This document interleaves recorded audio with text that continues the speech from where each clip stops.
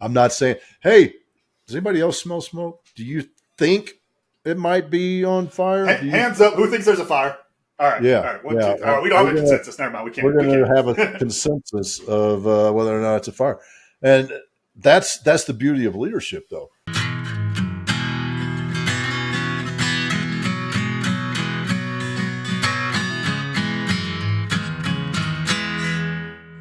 Hey, welcome to 10X Your Team with Cam and Otis. We're a father-son leadership podcast where we talk with other lifelong learners about making an impact and solving big problems, like getting over the Texas crud that's hanging with me today. I didn't think going to the heat would make me sick. I thought I'd sweat it out, but maybe I was carrying something with me when I started sweating. So, Or shook a few too many hands. Always could be that, yeah, always that gripping and grinning and Oh, and getting we things got to done. we got to throw it in there because if we're talking variables, walking through the cesspool that is an airport, Yeah, that's a variable in of itself. well, and hanging out with a 2-year-old. Yeah, that'll do it. I pretty much feel like every time I hang out with our grandson, your nephew, for any length of time, I seem to come back with some sort of cold or sniffly nose or something. And it's like that little boy is a germ factory. Yes, sir. I know you can't keep his distance from him. I know. I got the same problem with the freshmen when it comes to the U of A boys, and it's like, especially beginning of the year when everyone gets sick. It's like, all right, hey, your freshman's 10 feet away, please. Or I can project. Can't do that with your grandson, though, can No, nope. You got to wrestle with them, you? and you got to teach them. People forget about that. They think, he's just a 2-year-old. And matter of fact, your sister even commented on this. I feel like all I'm doing is quizzing him. But you know what? When you're quizzing the boy, you're teaching him, right? You're quizzing him Mhm. one through 10 or ABCs or whatever. By the way, he doesn't like the number 9. I mean, But same. Come yeah, I mean, who does, right? I mean, come on, the number 9. He skips it every time. Uh, it's it's a leadership trait. on. It's a leadership. It's not even a trait. It's a requirement of a leader to teach your team. Hmm. I said well, I guess I could say years ago. It's more than 2 years ago that I was talking with former NFL friend of mine, Reggie, and we were talking about sharing what we know, and he was like, "Man, I've just I've learned so much about finances and all this, that, and the other. I feel like I need to share it." And when he said that, what came into my mind was, if you're not sharing what you know, you're being a selfish son of a bitch, Yes, sir. and that's part of leadership. And however you do it, I think that's where the different types of leaders come into play, different styles, if you will, not necessarily types. That's a good question to debate right there. Hmm. Uh, Style versus type. How many types of leaders are there, and how many styles of leadership is there? Hmm. Or they types of styles. Because I think that's how I wrote them in my notes, if I'm being honest, getting ready for this episode. Yeah, yeah, and I'd love to hear a little bit about the research that you dug up on styles and types of leaders. Style is Yeah. important. Whether Yes, did sir. what first off, when you researched, what word did you look for? I looked for Style? styles. I said Okay. leadership styles, and I found a whole bunch of different lists. You're already kind of getting into what we joked in our last episode, talking about like the semantics of things. We kind of just get caught in the word sometimes. Believe it or not, this is another one of those areas where there's a lot of that. And I was thinking back to my schooling and some management classes and leadership classes I took at U of A. Things I've learned from you, things learning from different people, coach rugby, all this kind of stuff. And I found lots of different lists, lots of different things. And really, I think what the key there is just understanding what these different aspects look like you want to call them something different, you can. But I think it's just understanding different approaches to the leadership, which to the leadership challenge, I guess is the best way to put it. And that's, I think, the key there is to kind of understand them as the different approaches, because really when it comes down to a style, and we'll get into like leadership style versus like personality, and like I think there's some a little bit of give and take with that too. But what it really comes down to is like, what do you want to do for the people that you're around? What kind of leader do they need? I think is the best way to talk about it. So just kind of to get the vocab stuff, like we were joking in the green room, get the vocab stuff out of the way on it. So I'll give you, Dad, I'll give you 8 different types of leadership styles. Sorry, you got me laughing too much on that now. So the first being democratic, it's looking for a consensus inside of the team, always looking to get different people's opinions, that kind of stuff, right? Really mediating a lot of things. Second one is autocratic. That's just a dictator. That is just, hey, I'm in charge, I'm the boss, therefore everything I say goes. And also kind of, the dad rule. And I think also to your point, talking about Odie, I think really when you talk about not teaching, not sharing what you know, that gets into a asymmetry of information, which autocratic leaders love. They love that because it's keeps the team over there where the team is. It keeps you up here, right? You want to have that asymmetry in information if you're that type of leader, which I don't think most people listen to our show would want to be, but sometimes you got to put on that hat, to be fair. Next one is the hands off, and I'm using that name because everyone uses the French word for it, and I always mess it up. And I'm going to try just for the sake of the podcast, so we can chuckle at it. But it's like laissez-faire or whatever. That English, I like to say hands off. I get hands off approach. Let people do their thing. Give them the freedom to operate. Other one, which I think is very close to both of us with our coaching backgrounds, is coaching, focusing on the development of the individual rather than focusing on the team itself. It's all about developing the individual to work inside of the team. Other one would be transformational. I know we got a bone to pick with this one because I think, in our opinion, any really good leader who's worth their salt is probably a transformational leader. But that's one of those things. We can also say an autocratic leader. Marley isn't a very good leader. But we'll get into those semantics later, like we said. Then the next one is bureaucratic, so just very system oriented, all the rules, all the policies, those kind of things, right? Then transactional, which is basically just, of course, hey, I'm giving you something. Look, I'm giving you the paycheck, therefore you go do your job. That's it. That's the end of the day. Clock out at 5 o'clock. That's all it is. And then the last one is the visionary, where it's all about casting the vision forward, having that really inspiring vision that you're selling to your team to keep them moving towards it. Now, I'm going to throw that right back to you because as I was researching this, as I was prepping for this episode, and even as I'm talking through it there, I just keep thinking, gosh, a lot of those just sound like qualities of pretty good leaders. So I'm going to throw that back to you because I got a feeling you got an opinion on that. That's 100% right, because a good leader, great leaders are going to use all of those styles at the right moment. My favorite one I always talk about as an authoritarian is, holy shit, the place is on fire. Everybody get up, go outside, go 200 meters to that light post, and let's gather up and make sure we got everybody. Well, that's autocratic leadership, right? I mean, I'm not saying, hey, does anybody else smell smoke? Do you think it might be on fire? Hands up. Who thinks there's a fire? All right. Yeah. All right. 1, 2. All right. We don't have a consensus. Never mind. We're going to have a consensus of whether or not it's a fire. And that's the beauty of leadership, though. Those styles that you listed each fall into the category of what I would call is communicating my message. So if I'm on the visionary and I'm saying, hey fellas, this is what we're going to do. This is the vision, right? That's big picture sort of stuff. It's not, hey, tomorrow we're going to knock this out. Although we could still do that in a visionary way. Because what I'm doing as a leader is I'm selling my vision for the outcome, my vision for success for the team, and selling it to the individual members of the team so that they buy into it and believe in it.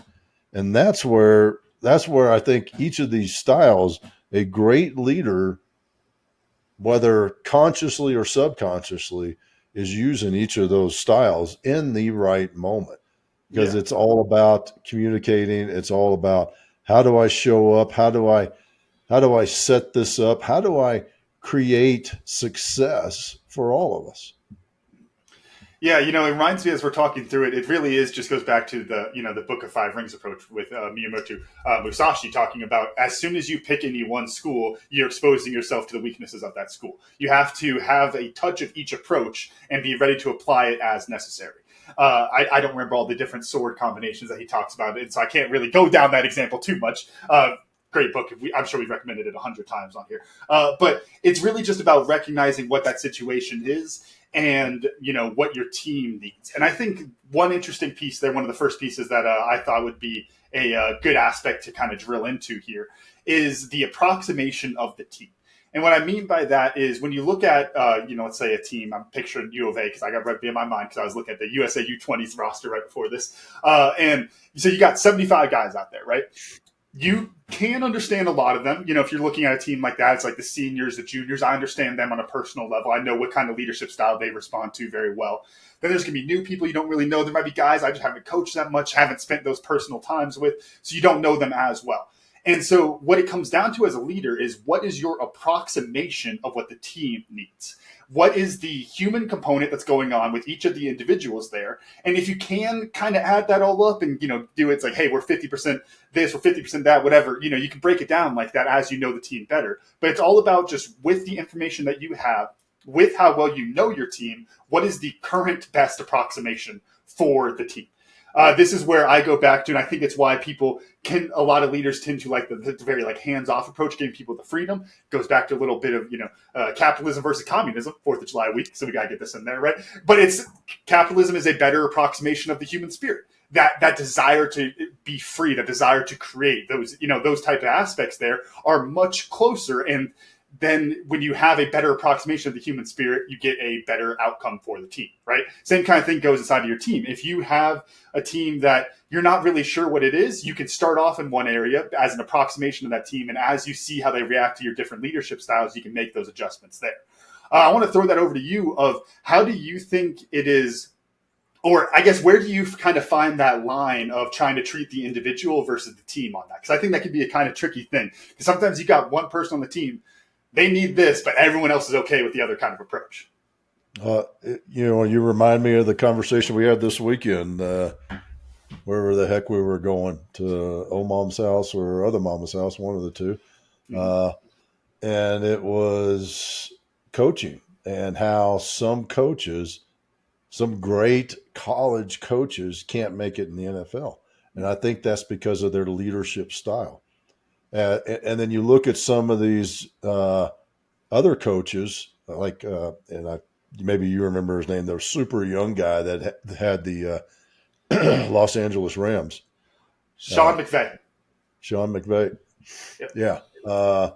You look at him, and the reason he was successful is because he was able to get the team to buy into his process by relating to them, by not being authoritarian, because these are all grown men who have been in the league and all that sort of stuff, right?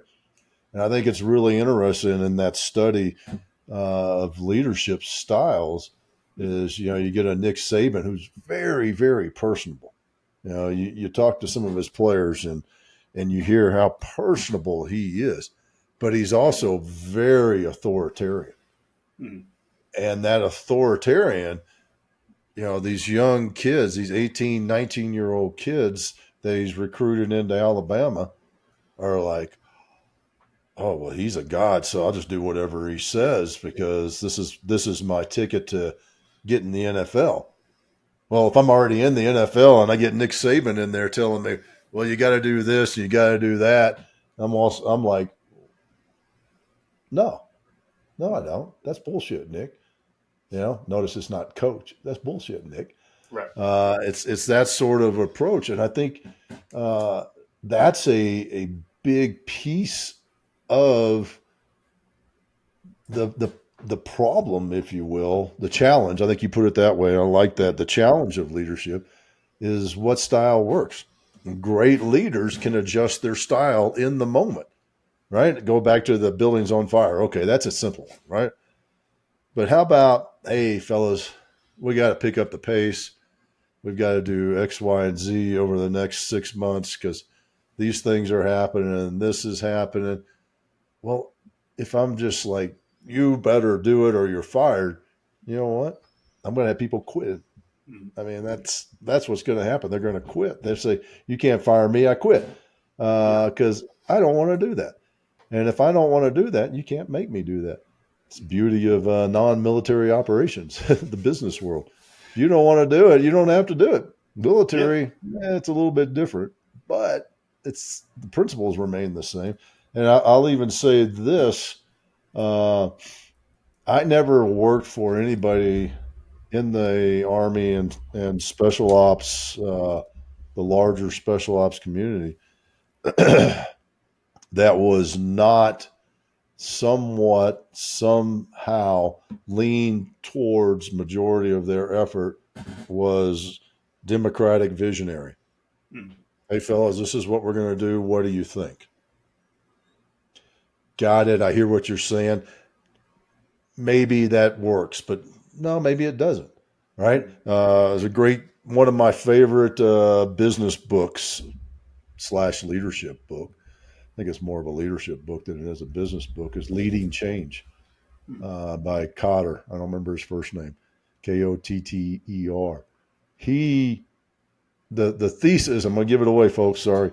The thesis of his book is buy-in and getting buy-in from the team. And what that book is about is a consultant coming in and flipping the business around. But in the same sense, it always reminds me, and maybe this is why that book means so much to me, of my NATO Special Operations time when I'm in charge of a planning committee, and NATO, everybody's an equal partner, whether you have one dude or 100,000 dudes, right? That's the way NATO is set up. So guess what that means? Everybody has an equal vote. And guess what that means? If Denmark doesn't want to play, if the Danes, well, the Dutch are worse than the Danes. Sorry, brothers. Uh, if the Dutch guy wants to say, well, we should really do it this way, and I think, well, my role was to say, okay, I'm hearing what you're saying. Maybe I can massage that vision just a little bit to the point where he's like, oh, yeah, this is good shit. That plan is badass. And he's going to go back to his boss and say, look what I got in that plan. I told Otis we had to have this, and we got it in there, boss. And that was how we operated, and we were very, very successful in that sense. Yeah, I think it's always really interesting because you're right. It is about having those different aspects. Thinking back to our episode where we talked about more in depth of transformational leadership. Folks, if you haven't seen that one, go check it out. Really good episode. But one of the things we talked about in that is you have to have a vision to sell people on and then get that buy-in from it. And then the other thing that we talked about as being really important for getting that buy-in, because the buy-in is necessary for transformation for a team, right? The other ways that you get the buy-in is you give them the involvement, democratic leadership. You give them the freedom to operate. You're not smothering them, hands-off leadership. You give them the chance to develop inside of the team, coaching, leadership. That feels weird to say. And then, there's all these other aspects that kind of just fit into the more the business side of it, the bureaucratic, transactional, and they all kind of fit in together. And I think that's the really important piece, is just recognizing which situation needs which type of leadership. For people going through and it's like, oh, I really like the hands off, because like I was joking about the capitalism versus communism, right? I'm American, freedom, hands-off leadership. That's me. Well, like we've talked about before, hands-off leadership is also an excuse to not lead a lot of the time, because you're just letting people go do their own thing. You're not giving them the tools that they need. They'll to be figure it successful. out. They'll figure it out. Figure it Yeah, out. he knows what his job description is. Exactly. I emailed it to him, so he must know it, and I'm sure he read it 5 times, printed out, put it up on the wall, all that kind of stuff. No, they don't. They need that. You got to give them the tools that they need to be successful with that. All of those different aspects. You might think, I hate bureaucracy. Again, freedom. I don't want bureaucracy. I don't want checks and balances, all this kind of stuff, and got to fill out paperwork and all that kind of stuff. Yeah, well, when your business gets audited, you're going to be real bureaucratic next year. I'll promise you that. When the IRS comes knocking, right? And so you have to recognize that each one of these different leadership styles has a place, and just recognizing when to use it, just like we were saying with the Book of Five Rings, when to use it, when not to. And when you understand that, you can really come up with a nuanced approach and be nice and flexible.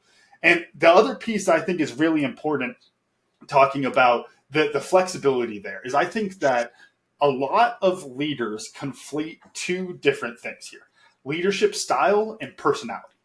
And because a lot of people, like I was just saying there, like, I'm American, I want freedom, hands off leadership. That's my style, right? Well, no, that might be your personality a little bit, but that doesn't mean that needs to be the leadership style for your team. It's a little bit of a separation there. You talking about Nick Saban, maybe think of this right away. You know what happens? It's so funny because we think about those people and it's like, oh, he's an asshole. He's the hard ass coach and all that kind of stuff, right? Even think back to we love our good friend John Patterson, right? Coach John. It's like it's like he was the hard ass, all that kind of stuff. One of the nicest people I've ever met. Still, right? And how do you have those two? Well, he recognized what the leadership style was that the team needed, just like Nick Saban, right? They need the authoritative leader, but then his personality is still going to come through, right? And that's that balance. And you have to recognize as the leader that having a certain leadership style that you're using right now does not change who you are as a person, does not change your personality. I'll give you a funny kind of example for it. When I make my little kids with Engage do sprints, I feel there's a little voice in the back of my head that's like, I'm a monster. I'm making 8-year-olds do sprints. That being said, it's what the team needs to work, right? It's how you get people in to understand that we all have to work together. They have to listen to their coaches. They have to be respectful of their play. There's all sorts of different reasons that I do it, right? But that mechanism, it might feel kind of nasty to me because it's not really my personality type, right? If my personality type, you know me, I'm out there and say, hey, kids, what do you want to do today? Oh, you guys want to do that? Sounds nice. But I know if I do that, we're not going to do shit for 2 hours. If I have to keep them in line, that's part of my job as a leader there. And so you have to be able to recognize that balance of when can I insert my personality, still having that.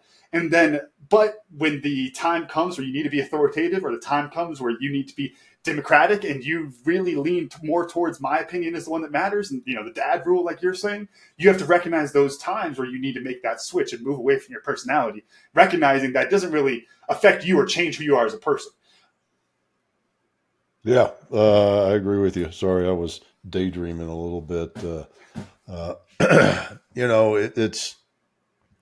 I'll say it this way: your personality is how you show up authentically, and if you don't show up, if you try to not be yourself, not do it in a natural way, in a who am I? This is how I do it.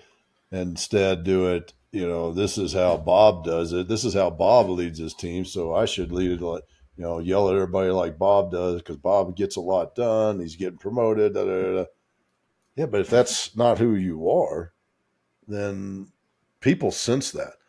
If you're not in yourself, trusting yourself, believing in yourself, and showing up authentically, people sense that. And they may not be able to, if you were to do an interview, they may not be able to say what it is, say, oh, well, Bob never shows up authentically. He's always faking it. They may not be able to, but they will have something where they're like, yeah, there's something about Bob I just don't trust. Yep. And that's that authenticity. That's this human nature that we all have in us that we can sense, the primal thing in the tribe of, Mm-hmm. do I trust this guy enough to allow him into the tribe? Because he sure doesn't seem like he's believable. And that's, generally speaking, going to be authenticity. And as a And leader, when you do that, mm, doesn't matter the style. You could be as democratic as you want, as inclusive as, whatever nice leadership styles to where everybody's going to love you. But if you're faking it, people will know it and they will not trust you. yes, sir. Yeah, I mean that reminds me a lot of what you see a lot, to put it very broadly, of like the corporate America kind of box of with the really big corporations, where I think most of these ideas of like toxic management, those kind of things come from. It usually is a lot of people who say the hands off, they say democratic, and they're not actually taking an opinion. That is, you can tell that they're not being authentic with that. And I think the interesting thing talking about authenticity, and we've talked about this before, is how do you communicate that authenticity, right? What can we do as a leader in order to get somebody to understand who I am in this situation? That this might not be my personality, but I feel like it's the right thing to do. Well, you tell them, right? I honestly, I don't know if I got this from you watching you coach in my early days of rugby, or what. But one of my moves I've realized I do a lot, because I'm not too much of a yeller and those kind of things unless I really need to, right? Because I don't like it's not my personality type. But this moment of just, hey, come in, and everyone comes in real tight, get in. And I take off my hat and I go, boys, I don't want to watch you run, but we can do that. This is not what I want. That's over there. But as the leader, I see if we're not going to pay attention, this is what we're going to do. And it's like, hey, I see that kind of going back to a little bit of democratic, I'm giving the chance to understand their buy-in of like, hey, you get your choice. Which one of these do you want? I'm willing to do both, but also showing them your real colors underneath that. And I think that's a kind of key piece there of, and I think there's probably a better phrase of it, you might have it, but of like dropping the level down a little bit. Of not just playing the ranked game of like, hey, go do these kind of things. Drop it down on a personal level of like, hey, this is how I actually feel about this. This is, I hate making you guys run. You guys know that, right? But we need to freaking run because we got to be fit to win the game on Saturday. And being able to level with people like that shows them that you are authentic. And then as you flex in and out of these different leadership styles, they are going to see that authenticity through and through. Whereas, or I think a lot of people are scared of, is that if they change their leadership style, it almost is like a call out on them. Like, because I'm this sometimes and I'm switching to this, they might not think I'm a confident leader, or they might think I'm wishy-washy, or those kind of things. That's only if they don't see you authentically through that, right? If you are the perfect democratic leader, hands off, all that kind of stuff, that into the spectrum, like you were talking about, and there's the fire, and you're autocratic, and you get them out of that building, they ain't going to doubt whether or not you did the right thing there, right? They're going to understand that you undid what the situation needed. And I think that's the big key there of carrying that authenticity in a way that people are going to really connect with you on that personal level. Because, again, going back to buy-in, that's what it comes down to. Why would you buy into somebody you don't understand or believe in on a personal level like that? Well, I can tell you exactly where that came from. It was basic training. My drill sergeant Gates, Georgia boy, South Georgia boy. And when we would screw up as a platoon, Drill Sergeant Gates would line us all up in the hallway. And he wouldn't yell at us. He would take his hands and he'd fold them across his chest. And he'd take his left index finger and he'd push his round brown up on his head like that. And he'd hold his hand up here by his chin and he'd say, Menzies, this is unsatisfactory. And you are going to have to fix this. And in order to fix this, we're going to do push-ups. And next time, I don't want to see this again.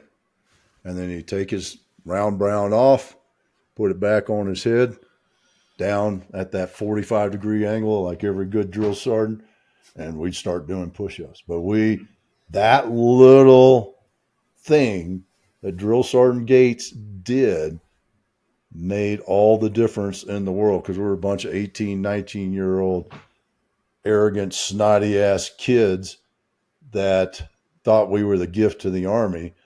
And Drill Sergeant Gates was there to make sure that we knew that we were a part of the Army, not a gift. And that's it. That's the style, though. That here is a drill sergeant, the picture, the epitome that everybody has of an authoritative leader who is pausing in that moment, pushing his round brown up to show that he's a man just like us, and relating to us. That right there sold us on how to roll up our socks and T-shirts and put them in our drawers so we wouldn't get in trouble again, right? I mean, it is that sort of thing, but it is that shift. As again, a drill sergeant. Everybody's image of a drill sergeant is authoritative. Left, right. Yep. Down, push-ups. On, all that sort of stuff, right? That's everybody's image of a drill sergeant. But Drill Sergeant Gates could switch like that. And by the way, when he did that, here's something else that was really interesting. It was just us. It's just my platoon and Drill Sergeant Gates. The other drill sergeants weren't around. There wasn't another platoon around. He showed that he was relating to us and he cared for us. That's freaking leadership. Yeah, and I think what that reminds me a lot of is I think as leaders, and especially we talk a lot of stoicism, right? People think that stoicism is like that lack of emotion.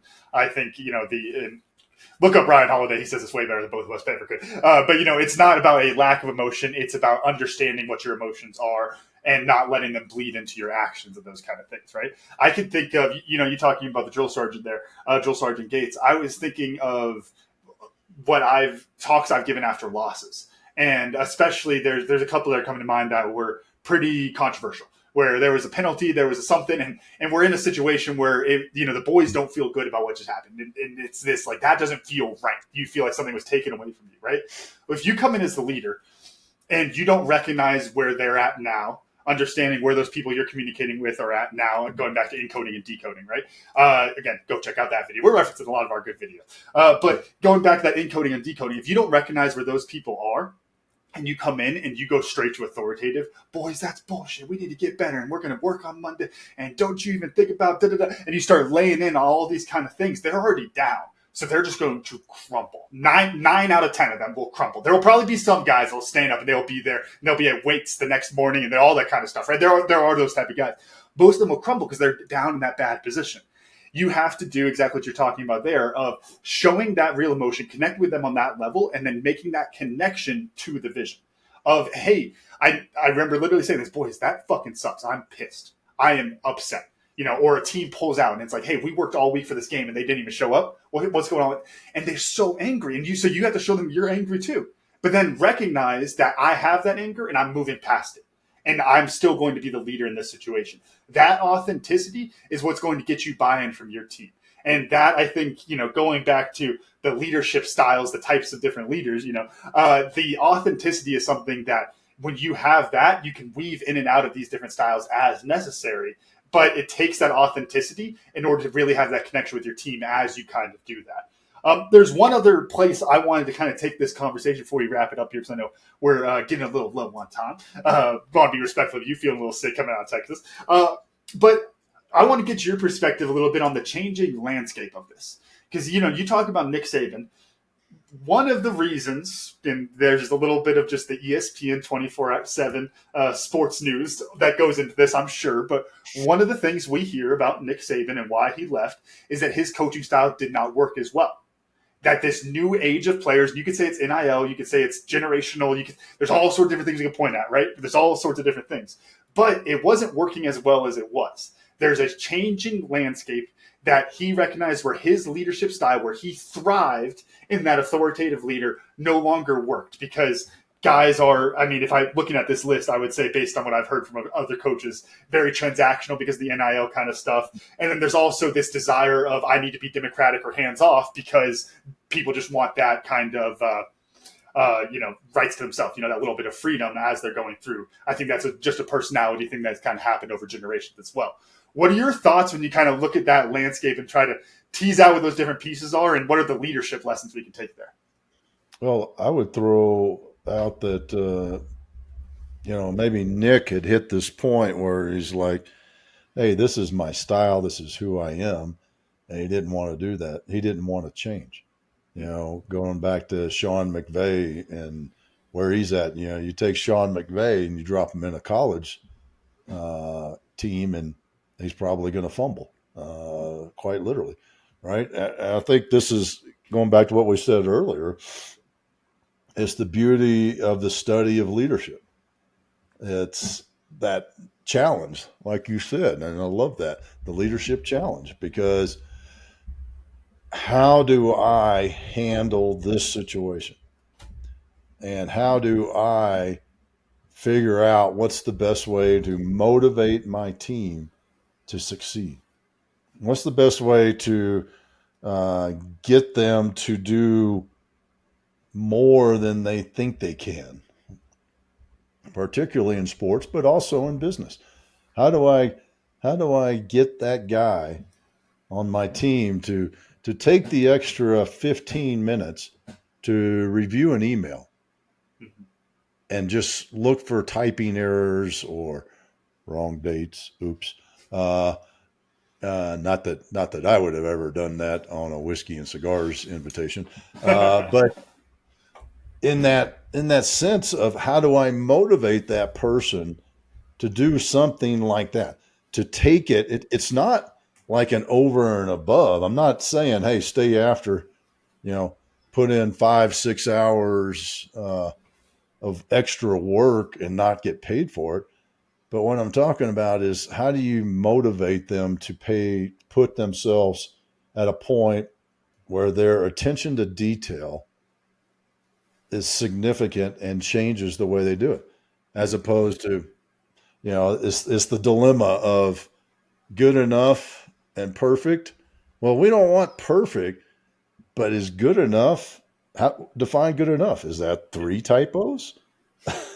Is that only one typo? Good enough on something like that, and I can tell you from personal experience and working with clients and things like that, man, if you're operating at good enough uh, in that sense of three or four typos or misspelled words, or they're not doing a good job.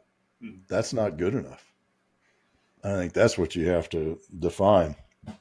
Yeah, And and I think the last piece I'd add in there before we shift into what we learn is, I like to think about a lot of those different things. We talk about this like generational. It's like, how do I lead a younger generation and those kind of things. Well, it's like we all have like prerequisites for us to do jobs and to work for people, right? We want to have a foundation of respect. We want to have a little bit of freedom to operate. There's personality that kind of sways things slightly for each person, but there's all kind of a floor, if you will, of prerequisites that I think most people generally want from a job, right? And I think when we look at like people in a more transactional sense, we use the NIL example, but I think a lot of people looking at the, whether it's the quiet quitting, great resignation, all those buzzwords from a couple of years ago. But you think about people moving those kind of things, and it's because they have this very transactional relationship with the job. Well, it's your job as a leader to get them out of that transactional mindset. That being said, there is a floor there. If you have somebody who comes into you, I'm gonna flip the example, right? So we thinking about the young kids coming in, right? And they're like, oh, I want to make more money, and you need to give me the raise and all this. And it's like, what? This whippersnapper, what does he know? Doing all that kind of stuff, right? Yeah, I'm doing my old man thing, 28 to a 22-year-old. There we go. But then let's flip that. Somebody comes to you and he's 40, and he says, boss, I got my wife's pregnant. I got another kid on the way. I need a raise. You're not going to look at him like he's trying to cheat me. You're going to think, gosh, he needs the help. He wants to work here. This is the transaction that is necessary, the prerequisite, the floor in order to move past that, right? And I think there's a really important aspect of understanding there. It's just like we talk about, the changing landscape of work, right? If you look back on, I'm sure we could go back 80 years ago and, looking at like benefits and stuff like that. And, not even talking of the modern age of Google doing all the team building and, the ping pong tables and the keggers, like you always joke about, right? And there's all these different aspects of it. As those things change, it becomes a normal. And that becomes the new prerequisite for it, right? It doesn't necessarily mean you got to go full ping pong table, right? And, have a ping pong table in the break room and everyone, we don't have to come into the office. You go whenever you want, all those kind of things. You don't have to go completely that direction, but you have to recognize the mechanism behind why people like that. The mechanism behind somebody who wants a transactional relationship with you is that they have bills to pay. The transaction behind somebody who wants you to be more hands off with them is that they have their own life and they want a little bit of flexibility so that they can, live the life the way that they want, right? You have to recognize what those prerequisites are for people so that you can then really follow the leadership style how you want. Because if you go in autocratic and somebody is not checked on that transactional box, you ain't paying me yet. I didn't get my first paycheck. You already yelling at me? I'm out. What would I even say, right? And I think it really is that simple when you start talking about that changing landscape and just recognizing how that floor kind of rises. yeah, I think that's a great point and a great time for us to talk about what we learn. And yeah, you pulled out something from Five Rings, the Book of Five Rings, which by the way, I just listened to. It's only like an hour and a half, 2 hours, the audio book. Oh yeah, I've read And it. I've read it on one trip my first time reading. We were flying up to Provo for a rugby game, and I read it on the plane up there. Yeah, yeah. It's a great book, and I've always said it is about the tactics of life and leadership, and that's a great point in the that he makes in the don't lock yourself into a style. And I think that directly transfers to what we've been saying the whole time. You can't lock yourself into a leadership style because you have to use the right leadership style in the right moment. So, Camden, how about you? What'd you learn? Yeah, for me, talking about the different styles and the different levels, I think is a really interesting thing. I think we tend to think about it in a certain way of like there's like a skill, like an acumen of you get better at your job and you're better as a leader, therefore you move up. And there's a little bit that goes into the personality and the style of that. And then also, I think it's really interesting how it goes the other way too. Like you have people who could be a great leader inside of a giant organization where they need to be very bureaucratic or they need to be very audit.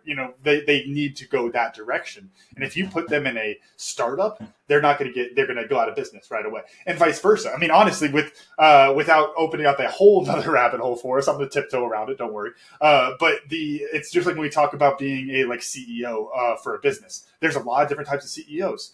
There's the startup type. There's the maintainer, right? There's all these different types of ways that you can look at and skills that you can bring to it, and it's kind of interesting how those don't go both directions. I think we tend to kind of skip that. We think about it going up. We don't think about that going down very often. So that was it for me. Yeah, great. So, folks, if you want to learn more about how to lead and how we lead, you can go to 10xyourteam.net. And there's three options there. There's the DIY, what you're listening to right now, the show, and then there's the system, and that's our leadership development program. It's designed to help you grow great leaders from within your team so that you can use that inherent knowledge and skill set that you've hired into your team and grow your business to the next level of success. And then there's the service, and that's the done for you. That's our fractional COO who comes in and helps you, CEO, founder, pull yourself out of the day-to-day weeds and ensure that, you know what, your team is set to grow to that next level of success from the systems, processes, personalities, right people on the right seat and on the bus, and the culture of your organization so that it is ready to grow to that next level of success. So that's the show, the system, and the service. You can find out more about that at 10xyourteam.net. Camden, run us up. All right. Thank y'all for listening to today's episode of 10X Your Team with Ken and Otis.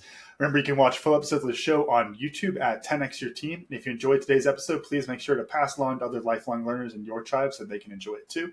Follow us on Facebook, Instagram, and LinkedIn. As always, the full archive of episodes is available at that DIY part that you just talked about at www.10xyourteam.net. Thanks again, and we'll see y'all next time.